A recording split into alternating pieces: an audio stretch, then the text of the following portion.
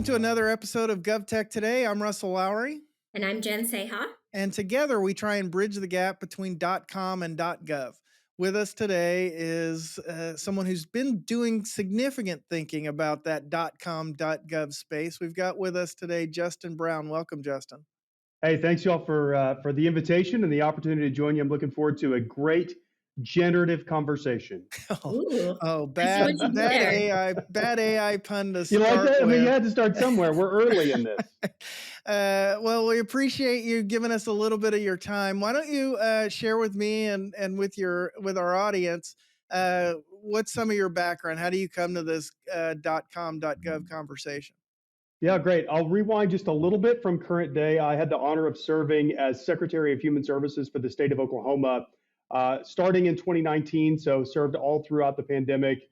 Stepped down in July of 23. Also had the honor of chairing the Leadership Council for the American Public Human Services Association, and through that role, had the opportunity to build a significant number of relationships across the country and really have some insight as to what's happening in the health and human services system beyond the borders of the state of Oklahoma into lots of states across the country, that all states that look completely different from one another, whether it's political lean or size or other types of representation. Had really great insight into those spaces and with those leaders. And the conversation around AI started in early 2023. I won't get into that yet, except to say that it has been an incredible journey over the last year as we have worked together across state lines with different organizations and different leaders to really work to make impact in the health and human services system through visioning technology as an opportunity to transform really critical systems. So, Justin, you're among a couple other former recovering public servants over here. What sort of put this idea of focusing on AI? What sort of put that in your head? What was the generation of that? Great question. So I'm gonna take us to roughly December of 2022, as we started to see in the public the new technologies become available to just the regular guys like me. Technologies like ChatGPT became part of our just sort of general conversation. And at the same time, I started to get text messages from my counterparts, and I was still Secretary at the time of Human Services. And these text messages were really kind of like this: have you heard of ChatGPT? Do you know what it is? Have you ever used it? What does this mean for us? That kind of thing. And they were both ways. I was sending them as well as receiving them. And so started to engage directly, answering those texts, thinking about what the potential is with counterparts. We then, as a group of secretaries, directors, and commissioners, met in person in May of 2023 in Baltimore as a sort of wraparound conversation to a summit with the American Public Human Services Association, and had a pretty deep conversation, a few hours, about just sort of what our thoughts are, we felt like the opportunities were, what the risks might be. Honestly, the conversations were more around risk than they were opportunities, I think, at the time. And I wouldn't say there was a level of fear, but just certainly hesitation. We continued to have the dialogue at dinner that night.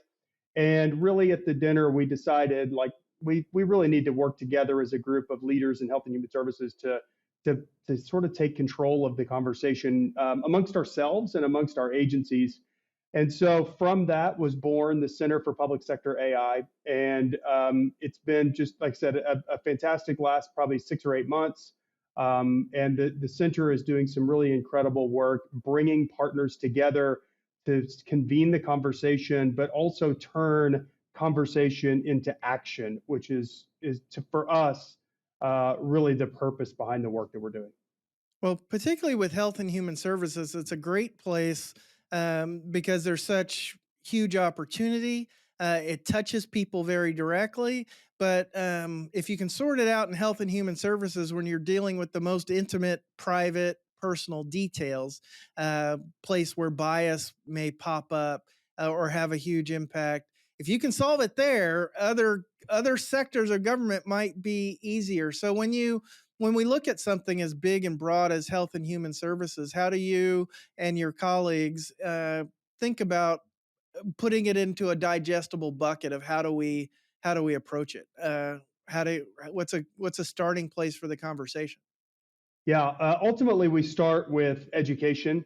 So the work that we're doing at the center, I'll lay out a few of the sort of scopes of work, the areas that we're supporting agencies and leaders. I think that'll lead into a pretty logical conversation around what you do with it and how you create those buckets. So the center really starts by building and providing contextual education for leaders in the health and human services systems around what this technology means, not the deep ones and zeros. Of course, these are leaders who are committed to and appointed to taking care of human beings. But so the ones and zeros may not be the right avenue for education, but they need to know what the implications are, what the risks are, what the opportunities are, so that they can be empowered to make decisions in these spaces. We see leaders being confronted with decisions and maybe not feeling the ability to own the decisions that they're making. And so they're delegating some. And we actually do believe that this technology is potentially transformative enough that we, as and I keep saying we, I've been a few months since I've been a secretary, but you'll give me the grace to continue to say we, that we feel like we need to know enough to be empowered to actually make the decisions ourselves and to engage in those conversations. So the first scope of work is developing contextual education for leaders. The second is we're creating a series of evolving guardrails for the ethical deployment of AI in government. These are operational guardrails, certainly not from a regulatory perspective. The health and human services systems are not, not in this way, a regulatory body. However, we do desire as a sort of community of health and human services leaders to create the boundaries that sort of identify what technologies that the systems are willing to invest in. And so we believe that by identifying and articulating those boundaries, technology companies will build to those specifications because that's what the systems are willing to buy. And so the development of ethical guardrails is number two, again, for operational deployment. Maybe it's helpful to give an example of one of those. So an example of a guardrail that we use frequently is that there's a belief that the technology should never make a negative benefits determination, that in the health and human services system, technology should not be the final say to someone receiving food benefits or housing benefits or healthcare benefits, that a human being has to be in the loop in that conversation. So it's an example for the audience as to what a guardrail may look like from an operational perspective. We do believe, though, that in this space, never is a long time. And so we have to build a framework to continue to evaluate guardrails as we learn more. And so that's the second scope of work at the center. The third is we're developing what we call a project clearinghouse. And to me, this is incredibly exciting and supportive for leaders. The idea is a leader can bring their project to the center, which is, I don't think I mentioned, is a nonpartisan nonprofit organization, to have it reviewed through a process so that this independent party can look at the guardrails and make sure that, sort of make sure that the leader knows where the guardrails are being applied. They can also look at unintended consequences. You mentioned the sort of the scope of work of the health and human services system, the complexity of that system. Well, that means, to me, that complexity means there's intersection with lots of others. And so if you put this incredible emerging technology into one part of the health and human services system, there's likely significant ripple effect into other systems. And so leaders have to sort of understand where that ripple might impact systems like education and criminal justice and others. We also help create messaging and narrative for that leader. They have to make sure that, of course, their governors and their legislatures and their workforce for sure understands the technology and how it's being utilized. But as much as any of those, the clients that are being served have to know how that technology is being utilized to help support them in their time of need. So messaging and narrative are critically important. So those are the three sort of areas: the education, the guardrails, and the clearinghouse. And so when you asked that was a long way of getting to your question, is how do you think about the complexity of the health and human services system and then create and sort of action around specific buckets of work or areas of work. And really, that's a lot of what's happening today in the center. We're identifying what we call open call, well, we're building what we call open call briefs and prompts, which are real sort of use cases as to how of what issues are existing and what opportunities leaders see in specific areas of the system, and looking to find vendors who can stand up or either have technology or can stand up technology to address those. So it's very much in the weeds, it's grassroots, and it's working directly with leaders to identify potential use cases. Well, I appreciate that framing. Jennifer, you do a lot of work in multiple states. You're on the road quite a bit. How does what you just heard sync up with kind of what you're hearing in other states? And particularly, I'm interested in how you think that's going to apply in California in the health and human services context.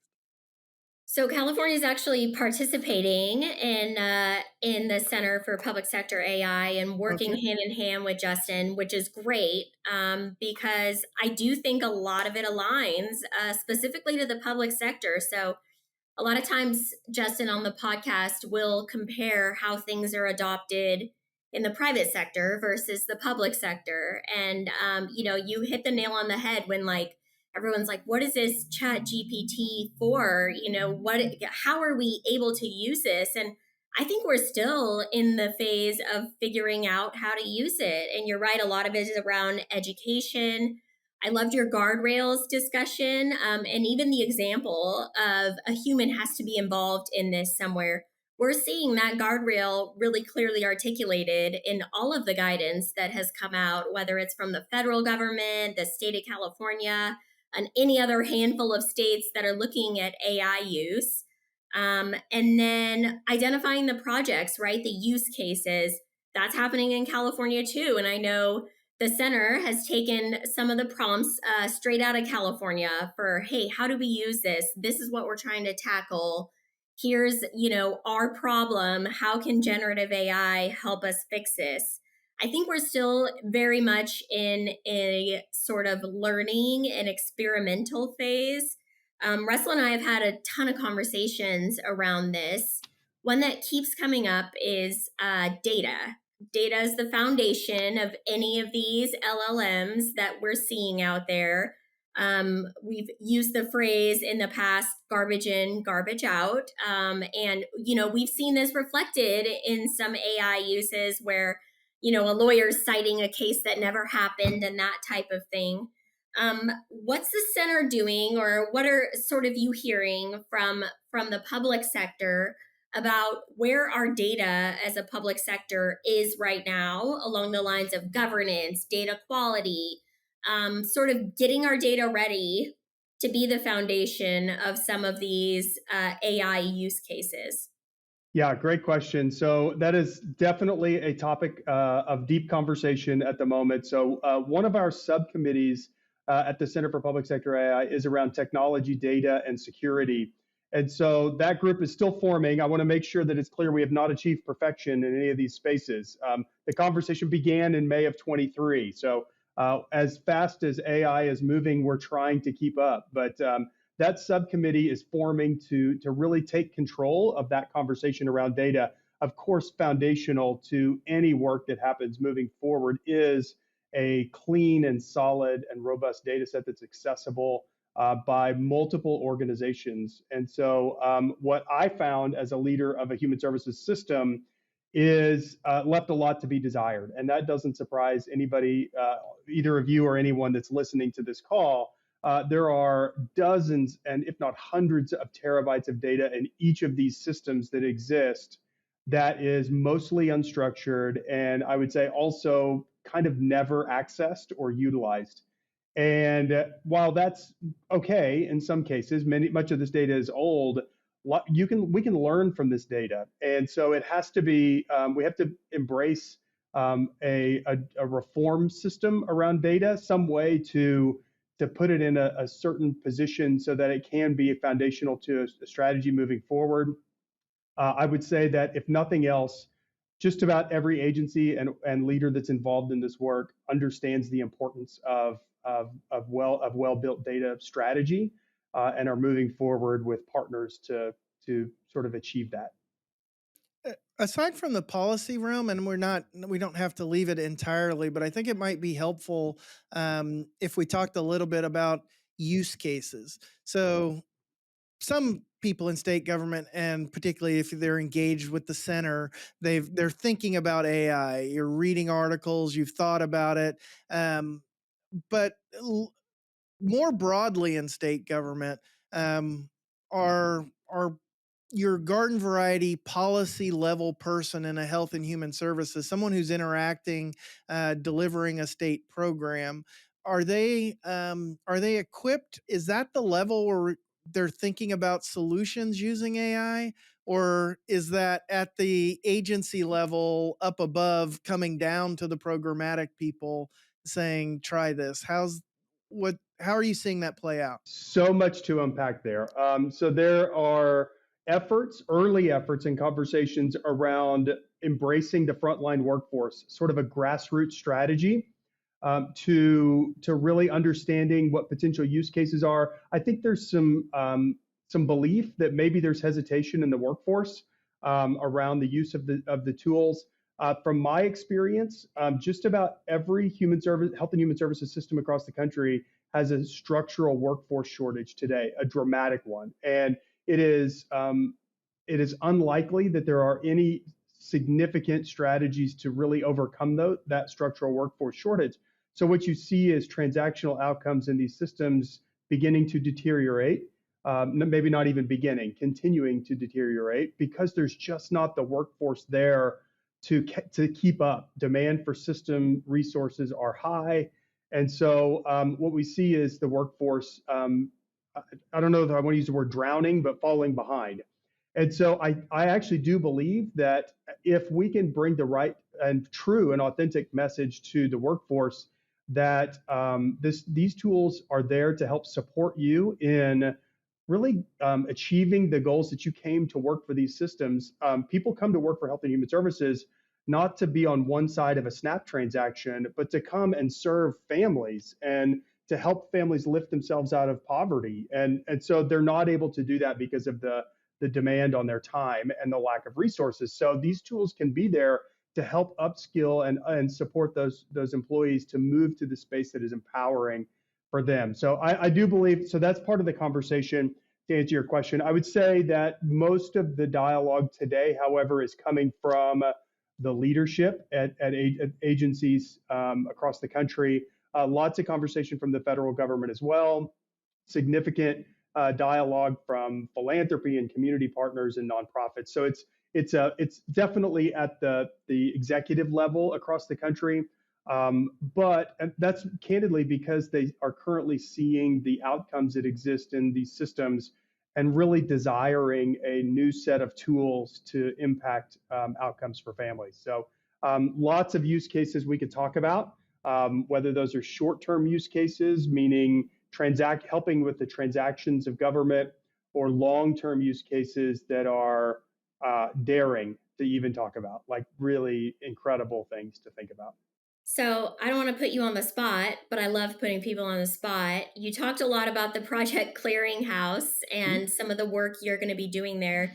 Give us sort of a sneak peek without divulging too much into what types of projects you guys are going to be looking at. Absolutely. So over the last 100 days, we've been working with state secretary, director, commissioner level partners across the country, as well as some nonprofit organizations, some of the philanthropy, the federal government, to create a series of what we're calling open call briefs and prompts. And so the idea for 2024 is tools in hands in agencies by the end of the calendar year, addressing some of the biggest issues and opportunities in the health and human services systems. That's So these are pretty pilots. ambitious. It's massive. It is massive. So the strategy that we have undergone begins with the first 100 days, which is wrapping up now, which is working with these leaders to identify what those potential use cases are. And so within the next couple of weeks, we will be public with a series of what we call open call briefs. These are multi-page documents that are really in 4 categories. And I'll lay out those 4 categories of briefs. The first is client experience. Then we have workforce experience. We have regulatory and compliance burden. We have systemic efficiency and effectiveness. So those are the 4 areas of briefs that we will be laying out. Within those, there's a series of prompts. These are actual potential use cases elevated by more than half of the country's HHS leaders. And so within those, I'll give you a couple of examples that may be interesting. Jen, you're right. 2 of the roughly 24 or 25 were modeled after California's recent RFI squared that came out. So those 2 are language and cultural accessibility. That was one that they launched out of the California Department of Health and Human Services. And then the other is around inconsistent decision making. So it may surprise you that in the Health and Human Services system, there is inconsistency in the decision making that occurs. And so when you think about those decisions and the process through which people make decisions, you can imagine that this technology can potentially really improve outcomes with regard to consistency. So specific use cases that may be interesting in those areas, language and cultural accessibility, of course. From a workforce perspective in category 2, there's a lot around processes, onboarding, hiring. It's unacceptable how long in most states it takes for a really critical system to hire a good employee. And so what does that articulate to that person when they come in to work for the first day and it takes a month to get a laptop, right? So those are the sorts of issues in the workforce space. It's a lot around empowering the workforce, helping to build work-life balance and satisfaction with the goal of improving turnover in health and human services systems by leveraging artificial intelligence. I'll give you one that I think is the most exciting on the systemic efficiency and effectiveness space. You may or may not be familiar with a term called the benefits cliff. The idea is that there are, in these safety net programs, there are legitimate financial disincentives for families to accept raises and promotions in their jobs. So if you move from, it depends on the state, the family makeup and all that, but if you move from $13 an hour to $14 an hour, because you've done really well in your job and you're progressing, you likely will choose not to accept that raise because you might lose $5 in benefits. So that's food benefits and childcare benefits. These are, by accepting that raise, you actually could be resulting in your family starving. That decision could result in your family actually becoming more hungry than they were before. So those are financial disincentives that are built within our system, safety net systems, because those systems were developed over time in multiple generations and never thought about how they should work together. So there is a prompt in these open call briefs requesting a technology vendor to consider how their technology may coach people through those benefits cliffs, help them understand where those are, where they lie, help the employer understand where those lie so that the employer can help the employee navigate those. They don't want to have a great employee not accept a raise and then go find work somewhere else because it didn't work out for them. So to me, that benefits cliff one is something that the system has been talking about for years and years. And there's really never been a solution. And you can imagine a space in which emerging technologies like Gen AI can help people to resolve those benefits cliffs issues. So these are problems that mean something for the systems, the workers, clients, and families. So exciting times. Well, and what I kind of love about it, you talked about specific to HHS, and those are the leaders that you have involved, but these are problems across government as a whole. I mean, inconsistent decision making happens in every state department, right? Depending on who picks up the phone that day. Accessibility and language. I mean, I'm sure our tax agencies would love getting a hold of that too. So I love that, this was sort of founded and rooted in HHS, but really applies to government as a whole. And I mean, kudos to you. I haven't seen anyone else doing work like this. And frankly, if they have, you've probably already partnered with them. Well, so your point is really great. The framework we're building for the work around the health and human services system is one that is portable to other systems as well. So we're really hopeful that as we build the model and we prove it out, that we can embrace other organizations. I keep looking at education. I think about criminal justice a lot. How can we take the not only the vendor response tools, but even just the framework of the center, and plug and play that into another system and hit sort of the fast forward button to allow that system to evaluate the opportunity for emerging technologies in their agencies. Can you tell me a little bit about the audience for these briefs?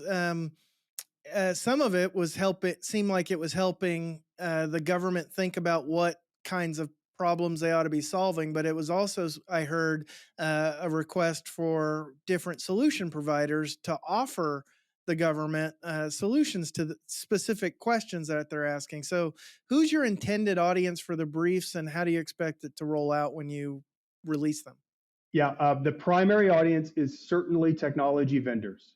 The idea is we are intending to lay out the issues in plain language in the health and human services system and seek vendors to respond to say, we can fix that using emerging technology. So that's the number one. The last 100 days has been a really wonderful exercise in bringing together HHS leaders across the country around a specific topic that they are also being asked about regularly. Their governors are talking about this technology all the time. Their media, sort of everyone is asking them about how they're considering using this. And sometimes that's on the offensive side, how we're gonna use it to improve our systems. But others are on the defensive side around protecting people from the risks associated. And so these leaders are becoming more and more empowered to speak up with their voices and feeling like they are equipped to talk about it. So definitely leaders. Also, I think there's a real opportunity over time to align other organizations like philanthropy in a much more direct way with government systems. In my experience over the last 5 years, when we've worked closely with philanthropic partners who are aligned in mission, whether that's mission around the child welfare system or childcare or safety net programs. And we've come together. I use the term organizational intimacy all the time. When there's intimacy around the goals that we have and the outcomes that we're trying to reach, and we're aligned in that, we can figure out who pays for what and what the right strategy is. And so I think that this exercise has also allowed for us to come alongside organizations like philanthropy and academia and others to seek solutions to honestly some of the biggest issues in our communities, not just in health and human services systems. So, solution provider reads the brief, gets some ideas about problems to solve, devotes some time and resources to coming up with a solution. What's the result of that? How is that not Yeah. a terminal act, but what proceeds from that Well, the point? goal is tools in hands by end of calendar year in pilot projects. So that is not terminal. The next step is, so we will publish those briefs. Vendors have I think it's 6 or 8 weeks to respond. I can't recall the exact timelines, but on our center website, which is cpsai.org, Center for Public Sector AI, cpsai.org, there will be a new refresh process. It is not there yet. It'll be here in the next couple of weeks, which would be mid-April of 24. There will be a process through which vendors can reply, a form to fill out. The request is a brief video so that the review committee can take a look at the technology, take a look at the vendor, and then we will work towards a demo day in the summer. And that day will allow vendors to provide more depth to actual agency leaders from all over the country.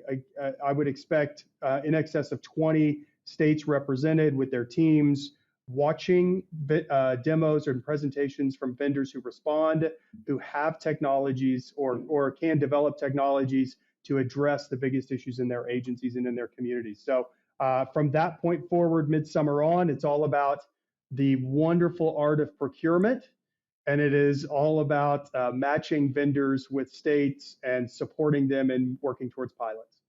Every nonprofit has similar challenges. Are you looking for private sector partners to facilitate the work, to host the event? Can you give us details about how to contact you, or how our listeners can contact you to participate in your nonprofit work? Absolutely. So Jen mentioned it earlier. We are wide open to partner with anyone. We want to be this. To me, this opportunity is so large that we have to work together: public sector, private sector, nonprofit sector, corporate, everyone. So again, I mentioned our website, cpsai.org. There's a way to contact us through the website. I believe the email is info@cpsai.org. So feel free to reach out in that way.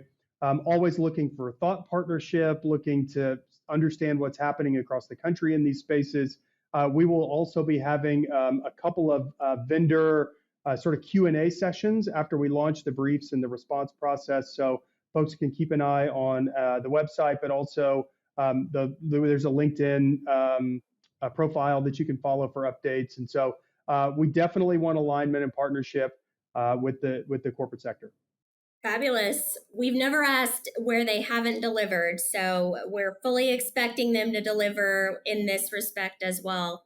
Yep. Uh, Yep. Justin, just to wrap it up, where do you see the center for 5 years out? Like, what's the goal? I mean, 5 years out, we'll have this all handled. We'll understand everything about generative AI and about, its use in government.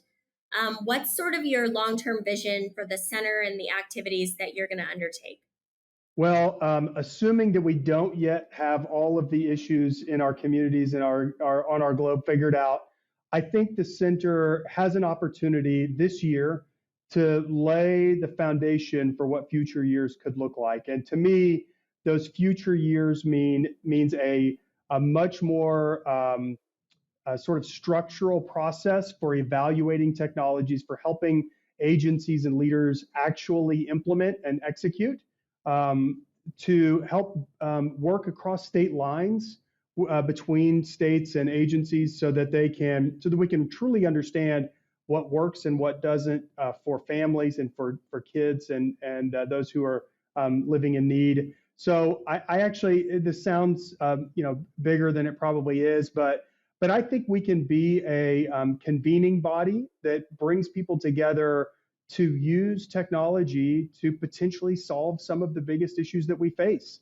And we see those issues daily on the evening news and our social media feeds. And there's a lot of optimism as long as, and I would also share, there's still hesitancy. So we have to be guarded against the potential risks. But as long as we're doing it together and with intent, I think we can actually do some of the biggest things in our society. So I don't know if that was big enough for you, but there you go. That's huge. Justin, thank you for lending your expertise to both this cause and to our audience and to us in this conversation. It's been great. Thank you for your work and your time. Hey, thank you all so much. It's been fantastic. Looking forward to the next time we're together.